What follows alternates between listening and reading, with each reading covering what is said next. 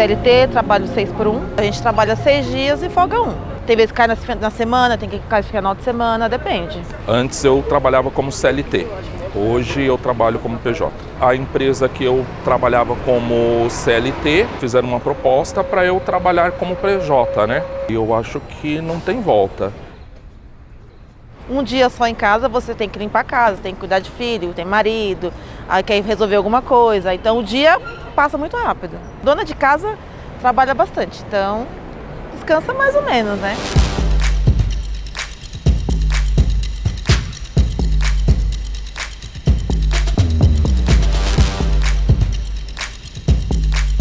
Mais alguma coisa? Um cafezinho para acompanhar? Qual seria a forma de pagamento? Vou gerar o QR Code aqui, tá bom? Quer que eu esquente o seu pãozinho? Por favor. Eu nasci em Berilo, Minas Gerais, no interior de Minas, próximo à Bahia. E eu sou filha de comerciantes, meu pai é dono de restaurante, junto com a minha mãe, então eu sempre ajudei meu pai nessa rotina. Então eu já estou acostumado com essa rotina intensa de trabalho. Na escala 6 por 1, trabalha 6 dias, folga 1 dia, eu trabalho nessa escala. Esses comércios, geralmente, de alimentação, todos, eu acho que a maioria é 6 por 1. Você vai querer, sabia? Não. Obrigada, amiga. Tenha uma ótima tarde. Foi? Foi. Obrigada. Estava indo fazer um freelance, aí eu passei aqui para tomar um café, vi a placa, mandei mensagem. Aí no início foi um pouco difícil, né? Porque tinha bastante gente fazendo teste aqui. Aí demorou umas 2, 3 semanas, não foi? Sim. Pra mim vir fazer teste. Aí eu vim fazer o teste, né? Aí tô aqui até hoje. Quem trabalha 6 por 1 praticamente não tem vida, porque não sobra espaço e nem horário para nada. Somente para as mulheres que têm filhos. Não sobra tempo para poder cuidar da saúde, ter uma hora de lazer, uma hora de cultura, fazer uma coisa diferente fora da rotina. Nós somos seres humanos, e seres humanos têm vida. Tem que ter um espaço de cultura, um espaço com a sua família, uma hora para cuidar da sua saúde, para poder ir para uma academia, para poder estudar. Então é complicado.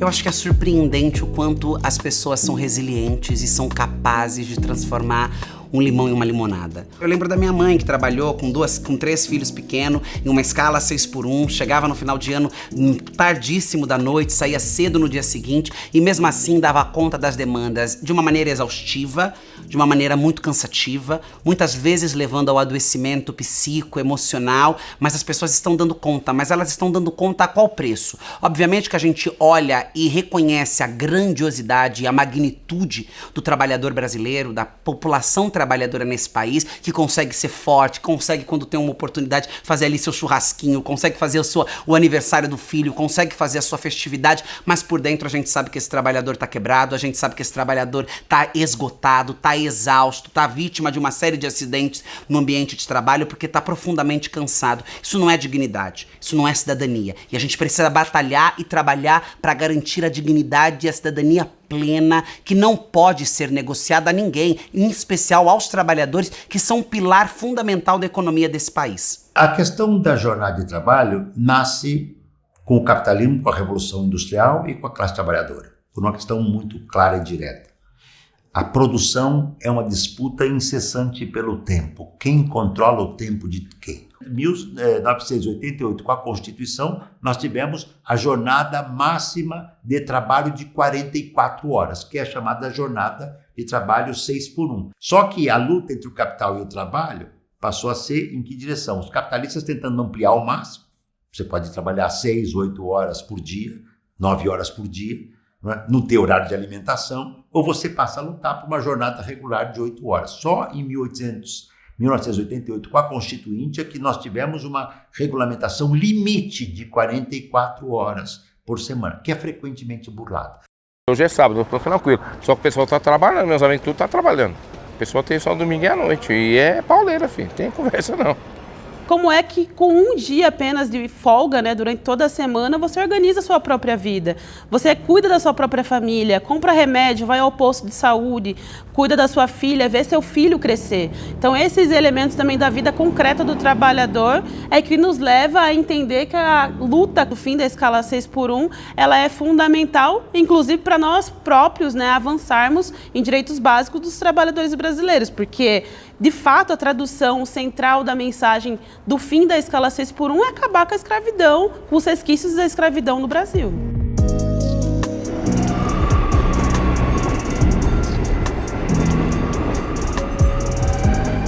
Eu tenho 3 filhos adultos, um tem 25, outro tem 24, outro tem 22.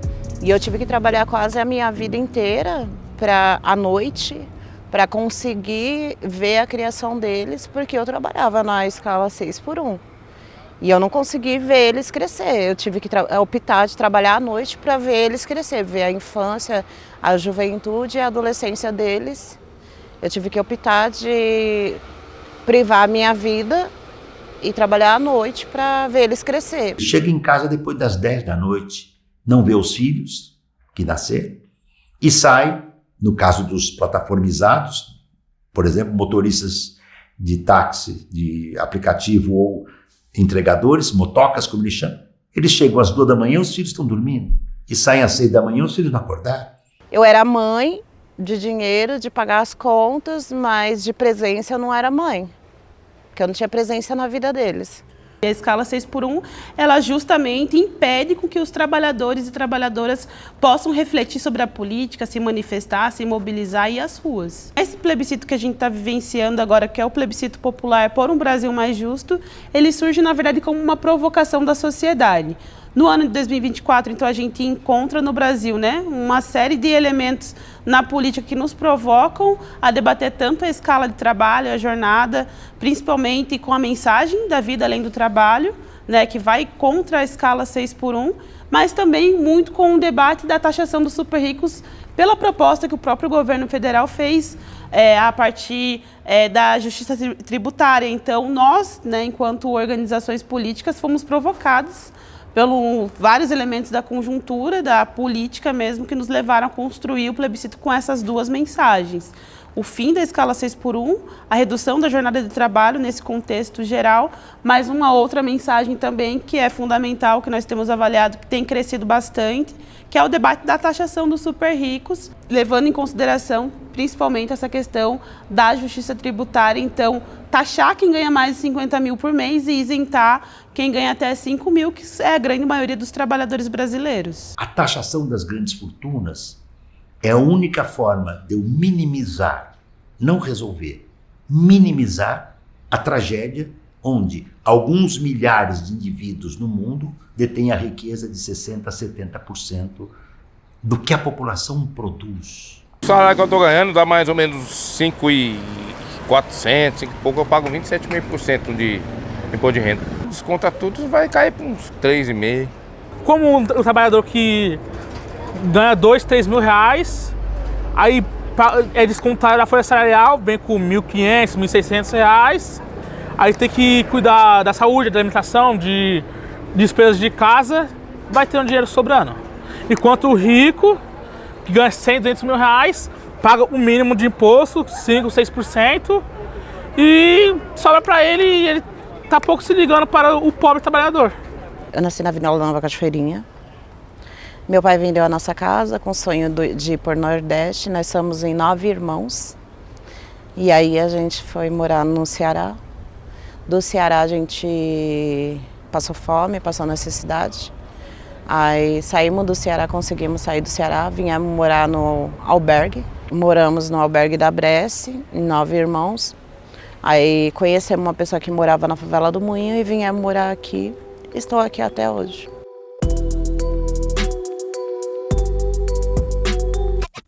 Eu sou natural de Cananéia, no litoral de São Paulo. Sou caiçara de lá.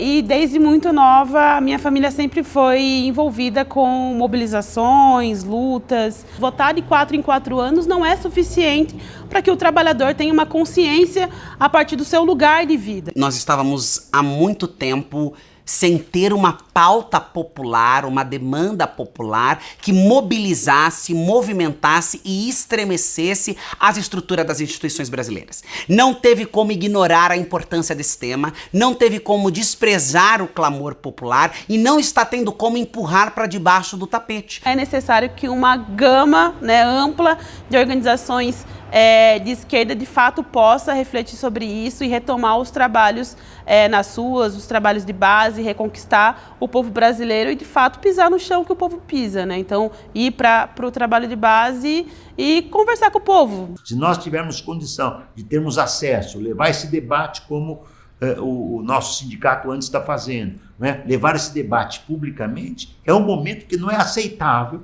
com a tecnologia que nós temos hoje, inteligência artificial, algoritmo, que nós não possamos trabalhar, digamos, 4 dias por semana e ter 3 dias, como vários países capitalistas já têm, por condições diferentes, mas já tem. Organizar o povo brasileiro para que, de fato, a gente consiga fazer um debate a partir da luta social, mas também da luta institucional, é porque a gente quer que o nosso Congresso Nacional, com os nossos deputados, que é o nosso conjunto, né, de representantes do povo brasileiro, tenham isso como uma perspectiva importante. Então, é necessário que tenham projetos de lei, né, assim, por exemplo, como a deputada Érica Hilton e outros deputados colocaram em debate, sejam levados para frente. Nós avaliamos muito quais seriam os caminhos e nós entendemos que uma PEC era o caminho mais seguro que nós tínhamos, porque uma PEC ela faz uma mudança importante na Constituição, ela faz uma alteração necessária na CLT e ela garante como uma lei um direito constitucional do trabalhador.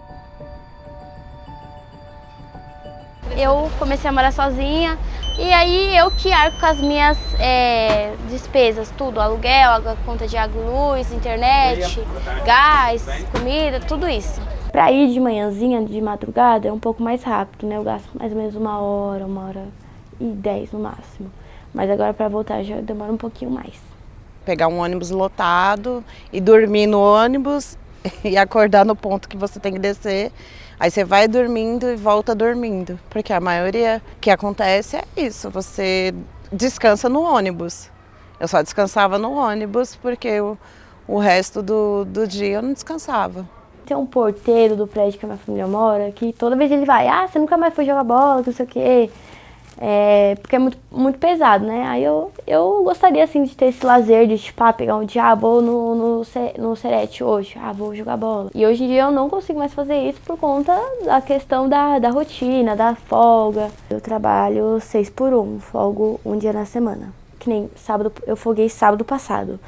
Aí, hoje faz 7 dias, aí amanhã eu trabalho de novo. Aí eu só vou folgar na segunda. Não tem graça nenhuma folgar numa segunda, porque não vai dar pra fazer nada. O movimento VAT, né, o Vida Além do Trabalho, surge na conjuntura política com uma pauta que não estava nem no horizonte de debate político. A 6x1 é boa para quem? Para mim ou para o patrão? É boa para o patrão, porque ele tira a pele, o corpo, a alma e o sangue da classe trabalhadora. O que impacta o trabalhador e a trabalhadora que está vivendo a pior escala de trabalho possível, não está conseguindo criar seu filho, tá muitas vezes 24 horas em cima de uma moto, é um motoboy, é uma empregada doméstica, que só volta para casa no final de semana e quando volta no final de semana, em um dia da semana.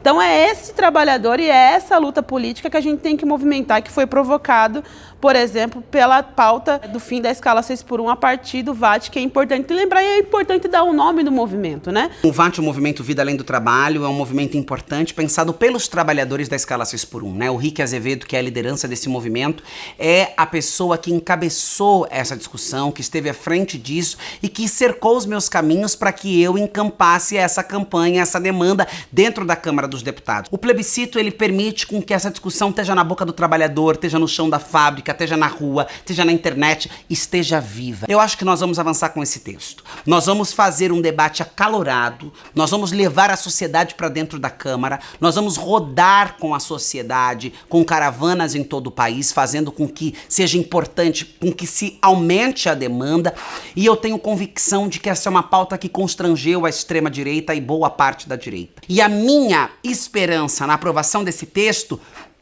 não é na boa vontade política, é no constrangimento que isso pode gerar e na pressão que a sociedade pode fazer. Nem imagino ter 2 dias de folga, mas tá bom. Se eu tivesse outro dia de folga, eu ia ficar mais tranquila, eu ia conseguir fazer um almoço, cuidar da minha casa, lavar roupa, ia conseguir sair, fazer uma compra. Às vezes fazer um bate e volta na praia, né? 2 dias dá pra aproveitar, né? Fazer um churrasco, passear no parque, fazer compra no Brás, coisa que eu gosto assim de fazer, sabe? Ia melhorar bastante.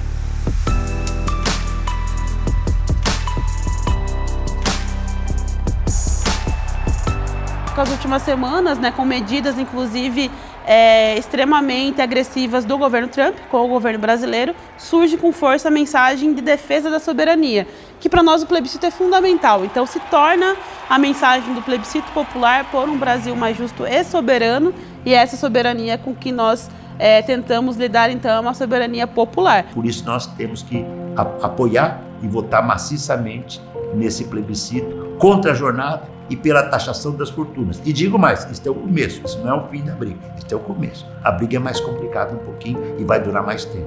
E agora estamos então na reta final do plebiscito, vamos aí, né, esperamos chegar aos milhões de votos e principalmente fazer com que esses milhões de votos se convertam numa luta de todo o conjunto da militância. Então queremos ir para Brasília, entregar os votos do plebiscito popular no Congresso Nacional e cobrar, né, das nossas representações, das nossas autoridades, medidas que nos ajudem então a fazer dessa pauta, desse tema, temas vitoriosos e fazer com que o povo brasileiro também acredite na sua própria luta, né? A gente sabe que muitas vezes a gente acha que são sonhos distantes, mas não, vitórias são possíveis e a gente só de forma conjunta e unitária consegue acessá-las. Nós sabemos que hoje o Brasil não está preparado pela má vontade política e pela ganância dos empresários. Mas é possível sem quebrar a economia, sem derrubar o PIB, sem diminuir a potência econômica que o Brasil pode significar. Nós acreditamos de verdade que o Brasil tem condição de chegar nesse lugar.